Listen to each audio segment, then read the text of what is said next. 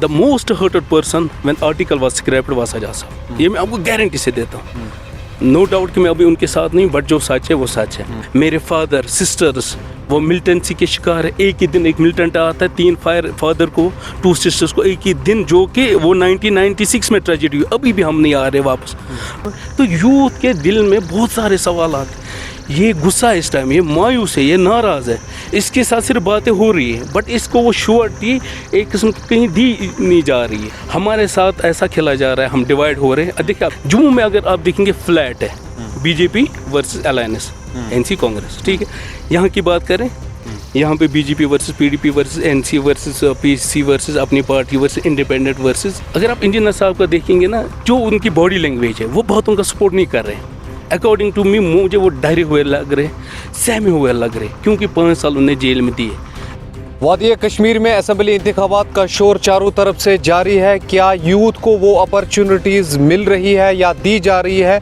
Political parties इस वक्त वो स्पेस नौजवानों को दे रहे हैं जो उनका हक है। इस साथ बातचीत करने के लिए मौजूद हैं समीर साबिर लोंग, दरदहारे से इनका ताल्लुक है, पॉलिटिकल एनालिस्ट है और सोशल एक्टिविस्ट भी है। सर, आपका बहुत बहुत शुक्रिया। पहले आपसे जानना चाहूँगा, जो इस वक्त सियासी हालात हैं, आप इस पूरे सिस्टम को कैसे देखते हैं, और साथ साथ में क्या हमारे यूथ को वो अपॉर्चुनिटीज़ सियासी प्लेटफॉर्म पर दिया जा रहा है जो उनका हक है?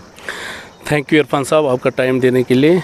देखिए, एज ए यूथ जब हम देखेंगे कश्मीर JNK की जो मैक्सिमम पॉपुलेशन है, वहाँ 60% यूथ से बिलोंग करती है, फीमेल मेल 60% यूथ से बिलोंग करती है। तो यूथ का बड़ा एक रोल रहता है इस पॉलिटिक्स में, इस क्या वोटिंग प्रोसेस में, हर चीज़ में यूथ का बड़ा एक ये रहता है। बट यूथ कहीं ना कहीं परेशान है, कहीं ना कहीं गुस्सा है, कहीं ना कहीं डिच हुआ है, कहीं ना कहीं मायूस हुआ है यूथ। देखिए, इनकी जो पार्टिसिपेशन है आप पार्लियामेंट में भी देखिए अच्छी खासी थी, अभी भी इनकी पार्टिसिपेशन अच्छी खासी है, इंशाल्लाह उम्मीद भी करेंगे अच्छी खासी रहेगी। बट सम हाउ मुझे लगता है यूथ के जो इसमें दिलो दिमाग में बहुत सारे सवाल आते हैं, बहुत सारे जो शायद बोल नहीं पा रहे हैं या बोलना चाहते हैं, उनको प्लेटफॉर्म नहीं मिल रहा है, जो भी चीज़ें। देखिए, मैं आपको एक छोटी सी मिसाल दूंगा। मेरा एक प्रोग्राम रहा था लास्ट टाइम यूथ के साथ, तो एक बहुत अच्छी बात वहाँ पर उठी थी। देखिए, जब आप नेशनल लेवल पर देखेंगे, नेशनल लेवल पर इंडियन ब्लॉक बन गया। एक ही रीज़न था कि वो सिर्फ चाहते थे कि जो सेंट्रल गवर्नमेंट है, बीजेपी की गवर्नमेंट है, उनकी मनमानी हम यहाँ रोके, बस, और कोई नहीं था। जो सेंट्रल गवर्नमेंट है वो NIA का गलत यूज़, ED का गलत यूज़, जो भी इंस्टीट्यूशन का था उनमें गलत यूज़ हो रहा था और इंटरफियरेंस भी हो रहा था। दैट इज़ ओनली रीज़न कि जो सेंटर की बड़ी नेशनल पार्टीज है वो एक साथ रह रही है, सेंटर को, फैसिस्ट को, कम्युनलिज्म को रोक रही है। But as a Muslim, as a Kashmiri, हम क्या कर रहे हैं? टिल डेट हम साथ में आ ही नहीं पा रहे हैं। यूथ के दिमाग में, दिल में भी ये क्वेश्चन है कि अगर नेशनल लेवल पे पार्टी साथ में लड़ रही है, इंडिया ब्लॉक बन रहा है, बट हम एज ए मुस्लिम पहले देखेंगे, as a Muslim JNK state के बतौर अगर हम देखेंगे तो कोई पॉलिटिकल पार्टी इस वक्त एक साथ नजर नहीं आ रही। मैं आपसे वही कहना चाहता हूँ, यूथ जो है बड़ा ये मायूस हो रहा है, डिच हो रहा है। देखिए क्या बात है, एज ए मुस्लिम हम फिलहाल देखते हैं, as a Muslim JNK majority में है, सबसे majority state JNK। But as a Muslim अगर आप देखें, आपसे सब कुछ छीना लिया, नेशनल लेवल पे भी, स्टेट लेवल पे भी। नेशनल लेवल पे क्या छीन लिया गया आपसे? अगर पहले देखेंगे आप, आपके खिलाफ सिटीज़न अमेंडमेंट बिल आ गई मुसलमानों के खिलाफ, ट्रिपल तलाक मुसलमानों का इशू, इस टाइम वक़्फ़ अमेंडमेंट बिल मुसलमानों का ही इशू है। तो जो भी हो रहा है नेशनल लेवल पे वो मुसलमानों का इशू हुआ है। छोड़िए अब नेशनल लेवल पे क्या हो रहा है क्या नहीं हो रहा, अब हम स्टेट लेवल पे देखेंगे। स्टेट लेवल पे हमसे हमारा स्टेट छीना गया, स्पेशल स्टेटस छीना, फ्लैग छीना गया, कॉन्स्टिट्यूशन छीनी गई, स्टेट से लेके यूटी से भी अब हमें ये देखना, यूथ सोच रहा है कौन सी यूटी है, ये दिल्ली वाली यूटी है, पौंडीचेरी वाली यूटी। अब देखिए, अब परसों जब सेंटर को ये लगा कि यहाँ हमें कहीं ना कहीं असेंबली इलेक्शन करने ही करने, तो उन्होंने अमेंडमेंट की, जो भी पावर्स है वो LG को दे दी गई। तो यूथ ये है कि यूथ ये सोच रहा है कि यार वहाँ से भी गलत हो रहा है, यहाँ से भी गलत है। अच्छा, यूथ को देख के उनको जॉब्स की सिक्योरिटी नहीं है, यहाँ पे जॉब निकलते हैं 1 महीने के बाद हाई कोर्ट कॉश करता बोलता नहीं है, ये अनफेयर है। नेशनल लेवल पे देखिए, लास्ट टाइम नीट के एग्ज़ाम अनफेयर हुए, फेयर नहीं हुए। तो यूथ के दिल में बहुत सारे सवाल आते, ये गुस्सा इस टाइम, ये मायूस है, ये नाराज़ है, इसके साथ सिर्फ बातें हो रही है, बट इसको वो श्योरिटी एक किस्म की कहीं दी नहीं जा रही है। अपॉर्चुनिटीज़ क्यों नहीं दी जा रही है? मैंने देखा कि मैक्सिमम उन्हीं लोगों को मैंडेट दिया जा रहा है जिनके पास थोड़ा बहुत पैसा है, थोड़ा बहुत उनके पास, या ब्यूरोक्रेसी में जो लोग रहे हैं या जो लोग गवर्नमेंट जॉब से रिटायर हो रहे हैं, उन्हीं को अपॉर्चुनिटीज़ दी जा रही है। क्या यूथ के पास वो वसाइल नहीं है या कुछ और प्रॉब्लम है? आप क्या समझते हैं? देखिए इरफान साहब, मैंने पहले ही आपको कहा कि यहाँ मैक्सिमम पॉपुलेशन यूथ की है, बट जब डिलीवरेंस की बात आई, जब यूथ की बात आई, वहाँ उल्टा हो रहा है। यूथ से सिर्फ ये वादे दिए जा रहे हैं, यूथ से सिर्फ ये कमिटमेंट दी जा रही है, फिर जब प्रैक्टिकल लेवल पे उल्टा है, उनको हर चीज़ पे डिनाई किया जा रहा है। देखिए इस टाइम हम देखेंगे, लास्ट टाइम पार्लियामेंट इलेक्शन हो गए, यूथ की अच्छी खासी पार्टिसिपेशन रही, ठीक है। अब हम क्या करते थे, हम एक्सपेक्ट करते थे कि यूथ ही आ जाए, मगर हम ओवरऑल जब देखते यहाँ से ले आए, यहाँ से ले आए, यहाँ से ले आए, यहाँ से ले आए, यहाँ से ले आए, यहाँ से ले आए, बट जो यूथ है जिनने पार्टिसिपेशन की, चाहे इस पार्टी में, उस पार्टी में, उस पार्टी में, उस पार्टी में, वो जो डिज़र्व कर रहा था पॉलिटिकली भी, उनके साथ तो ग्राउंड लेवल पे गलत हो रहा है। बड़ी लेवल पे आप क्या उम्मीद ही नहीं कर सकते, ये हर जगह चीट हो रहा है। अच्छा, इस वक्त सिचुएशन को आप कैसे देखते हैं? जो इस वक्त असेंबली इंतखाबात हो रहे हैं, पॉलिटिकल सिनेरियो जो J&K का है, वो आप कैसे देखते हैं? देखिए अपनी अपनी राय है, बट जो मेरी राय है, जो पॉलिटिकल साइंटिस्ट जिनको हम कहते हैं, जो बड़े बड़े लोग हैं इंडिया के, जिसमें हम एक किस्म में स्टेट उसको कहता हूँ, स्टेट में एजेंसीज आती है, सेंट्रल गवर्नमेंट आती है, ये कैसे खेल रहे हैं? मुझे लगता है, जितना मुझे लगता है, एक कश्मीरी 50 साल के बाद भी नहीं उठ पाएगा। हमारे साथ ऐसा खेला जा रहा है, हम डिवाइड हो रहे हैं। देखिए आप जम्मू की, जम्मू एंड कश्मीर है, ये कश्मीर नहीं है, J&K। जम्मू में अगर आप देखेंगे फ्लैट है, BJP versus alliance, NC Congress, ठीक है। यहाँ की बात करें, यहाँ पे BJP versus PDP versus NC versus PC versus Apni Party versus independent versus agencies versus centre, ये डिवाइड हो रहा है, हमें बाइफरकेट किया जा रहा है। रीज़न क्या है?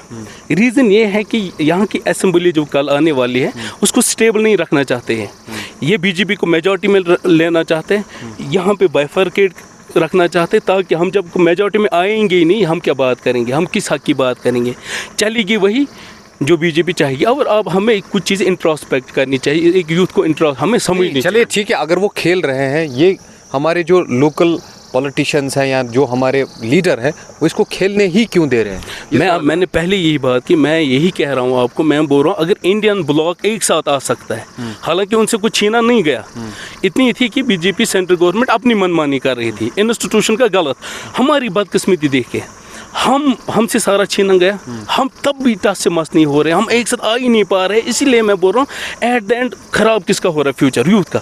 ये सारी प्रॉब्लम्स यूथ को कल झेलनी पड़ेगी, ये चाहे कोई भी पार्टीज हो। हम अपना बचाने के लिए, आइडेंटिटी बचाने के लिए, स्टेट बचाने के लिए अभी भी एक साथ नहीं आ रहे। अब देखिए ये कितनी बदकिस्मती, एट द एंड झेलना किसको पड़ेगा? हमारी फ्यूचर जनरेशन को। अच्छा, यहाँ पर आमतौर पर एक इल्ज़ाम जो है वो इंजीनियर रशीद पर भी लगाया जाता है कि वो बीजेपी बैकड है, यहाँ पर उसको तोड़ने के लिए लाया गया है। आप इसको कैसे देखते हैं, और यूथ खासकर इसको कैसे देखता है? देखिए बड़ा सवाल है, बड़े बड़े पॉलिटिशियंस के लिए, हम अभी छोटे ही हैं, अब ओपिनियन दे सकते हैं। देखिए हमारे लॉ में एक मैक्सिम है, everyone is innocent until proven guilty. तो हमारे हिसाब से लीगली वो अभी इनोसेंट है, क्योंकि उन पर कोई चार्ज नहीं चढ़ा। बट ये मैं आपको दावे के साथ कह रहा हूँ, इंजीनियर साहब इन्वॉल्व हैं या नहीं, बट उन पे खेला जा रहा है, उन पे सेंटर बड़ा खेला जा रहा है। देखिए यहाँ जो बड़े बड़े पॉलिटिशियंस थे, वो बोल रहे थे असेंबली शायद नहीं होगी, अगर होगी 6 महीने के बाद होगी। तो अचानक ही क्यों होगी? अचानक ही आ रहे हैं, आपको इलेक्शन कमीशन ऑफ इंडिया आ रहे हैं, अनाउंस कर रहे हैं। मेन रीज़न था जो इंजीनियर साहब की जो वेव है, वो वेव कंटिन्यू रहनी चाहिए। उसी वे में उनने असेंबली इलेक्शन का फ़ायदा उठाया। वो जो कर रहे हैं वो एट द एंड, मेरी राय है, मैं गलत भी हो सकता हूँ, वो बाइफरकेट की जा रही है। देखो मैं आपको एक मिसाल देता हूँ, इंजीनियर साहब की जो टीम है, या बहुत सारे बोल रहे हैं कि दे विल टच 10-20 सीट्स। अगर इरफान साहब उनने टच नहीं किया, उनने अगर हर जगह 4,000, 5,000, 6,000 लिए, एट द एंड क्या हो गया? बाइफरकेशन में किसका फ़ायदा, किसका नुकसान हो रहा है? ये हमें इंट्रोस्पेक्ट करना चाहिए, हमारे यूथ को इंट्रोस्पेक्ट करना चाहिए। ठीक है, अगर वो और दूसरी बात है, अगर वो ले भी रहे हैं 10-20, फिर आगे किसके साथ जाएंगे? दैट मीन्स कि वो है इन्वॉल्व या नहीं है। मैं बोल रहा हूँ वो इनोसेंट है, अकॉर्डिंग टू अस लीगली वो इनोसेंट है, बट वो अगर खुद नहीं खेल रहे, बट खेला जा रहा है। ठीक है। हाँ, एक चीज़ है जो शायद मुझे बोलना चाहिए, अगर आप इंजीनियर साहब का देखेंगे ना, जो उनकी बॉडी लैंग्वेज है, वो बहुत उनका सपोर्ट नहीं कर रहे। अकॉर्डिंग टू मी मुझे वो डरे हुए लग रहे, सहमे हुए लग रहे, क्योंकि 5 साल उन्हें जेल में दिए। अब गलत है या सही है वो तो बाद में पता चलेगी, बट 5 साल उन्हें मेरे हिसाब से एक सेल में दिए। तो डरे हुए, वो सहमे हुए, जब वो बात कर रहे हैं वो ना स्लोगन से डरते हैं, नारों से डरते हैं, वो ज़्यादा शोर से डरते हैं। मेरे हिसाब से उनको डरा गया, और मुझे ये भी लगता है कि उनको खुद को भी पता है मेरे साथ खेला जा रहा है, weather he is a part of that और नॉट, बट खेला जा रहा है। और सेंटर, एक बात देखिए, सेंटर पिछले 10 साल से यहाँ खेल रही है, वो 10 साल से चाहती है कि हमारा अपर हैंड रहे, तो वो आपको ऐसे कैसे जाने देगी, ये हमें कम से कम सोचना है। अच्छा, मुझे बताइए, आप सजाद गनी लोन के आबाई गांव से ताल्लुक़ रखते हैं, सजाद गनी लोन भी वहीं का है।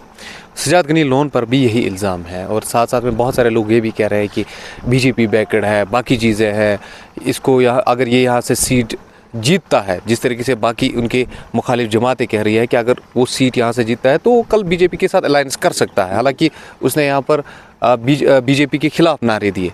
तो इस वक्त आप पीपल्स कॉन्फ्रेंस को कहाँ देख रहे हैं? पीपल्स कॉन्फ्रेंस, हालांकि आप उसी के इलाके से, उसी पार्टी से। देखिए, पीपल्स कॉन्फ्रेंस मेरी पेरेंटल पार्टी है, फैमिली पार्टी। अच्छा, ठीक है, मैं बेसिकली पीपल्स कॉन्फ्रेंस से हूँ।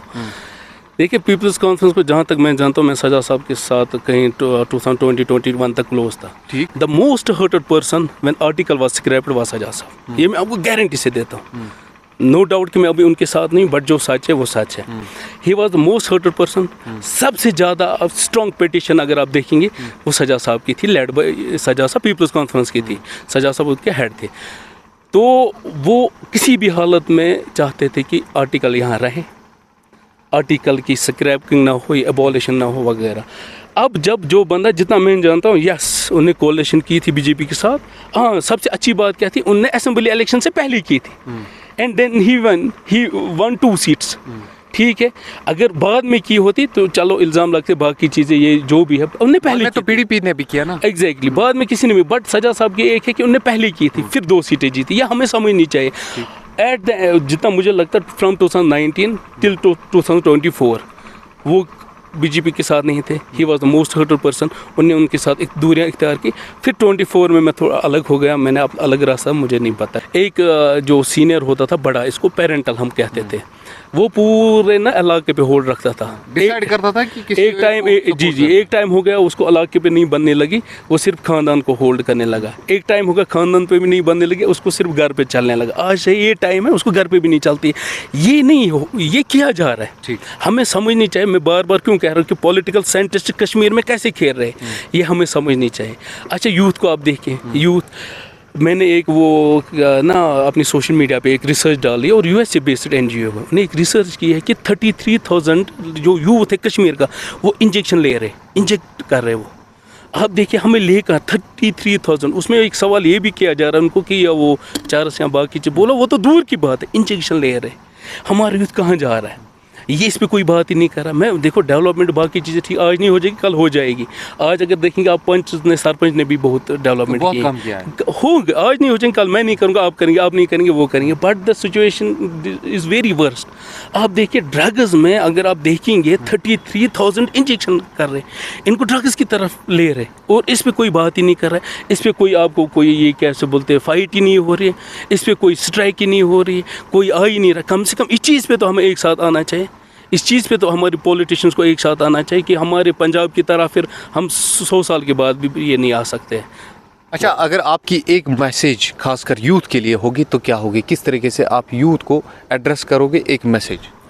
देखिए, यूथ की मेरी एक ही चीज़ है कि आप रिसर्च करें, आप इंट्रोस्पेक्ट करें, आप चीज़ों को समझें, वहाँ की बात भी सुने, अपनी बात भी सुने।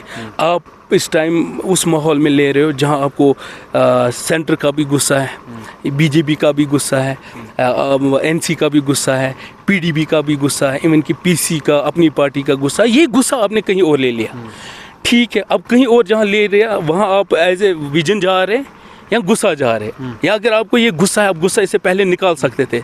आपने 8 में भी गुस्सा निकाला, 10 में भी निकाला, 2016 में भी निकाला, बट 19 में ऐसी पोजीशन होगी आपको निकालने नहीं दिया, आपने गुस्सा कहीं और निकाला।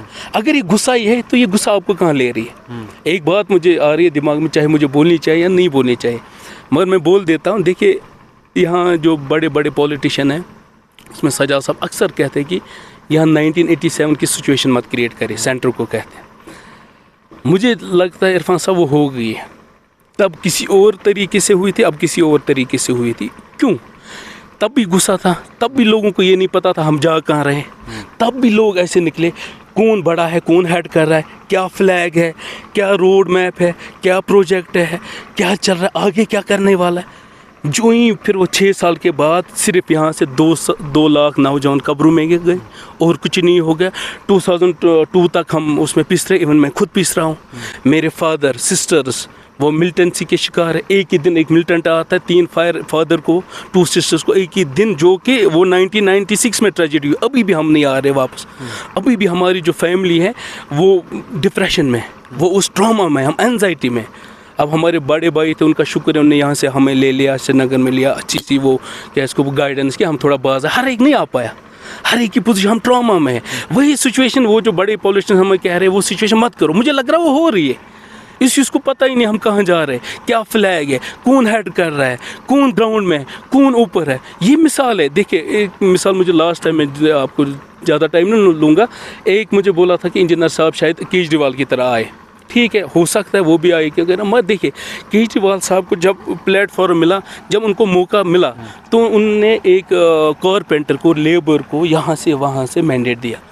हमें ये, मुझे ये लग रहा है कि जो इंजीनियर साहब का, वहाँ मुझे ये भी नहीं लग रहा कि वो खुद मैंडेट डिसाइड कर भी रहे हैं या नहीं कर रहे। वहाँ यहाँ से ये आ रहा है, यहाँ से ये आ रहा है, जिनने बीजेपी को सपोर्ट किया, यहाँ से भी एक बंदा बीजेपी को सपोर्ट दिया, 2024 में भी, यहाँ से भी आज वो मैंडेट ले रहे।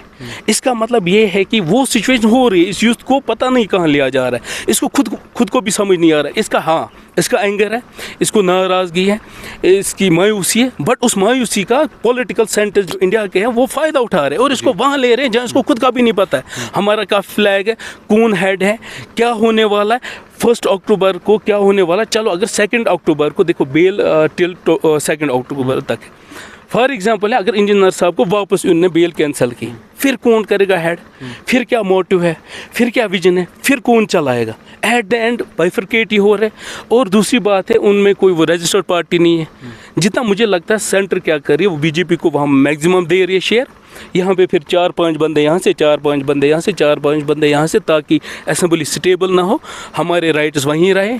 हमें डिप्रेशन में लिया जा रहा है, हम मायूस है, हमें राइट टू स्पीच नहीं है, एक्सप्रेशन नहीं है। बाकी तो दूर की बात है, डेवलपमेंट मैं बोल रहा हूँ जो हो जाएगी, आज नहीं कल हो जाएगी, बट आप पहले देखें हम है कहाँ, हमें ले कहाँ रहे, हम कर क्या रहे। चलिए, बहुत बहुत शुक्रिया। समी साबिर लोन साहब मेरे साथ बातचीत कर रहे थे, जिस तरीके से हमने यूथ के बारे में बात किया और साथ साथ में जो यहाँ पर पॉलिटिकल सिचुएशन बनी हुई है उस पर भी समी साबिर लोन ने अपनी राय रखी। अगर आप अपनी राय रखना चाहते हैं तो आप अपनी राय कमेंट सेक्शन के ज़रिए से हम तक पहुँचा सकते हैं।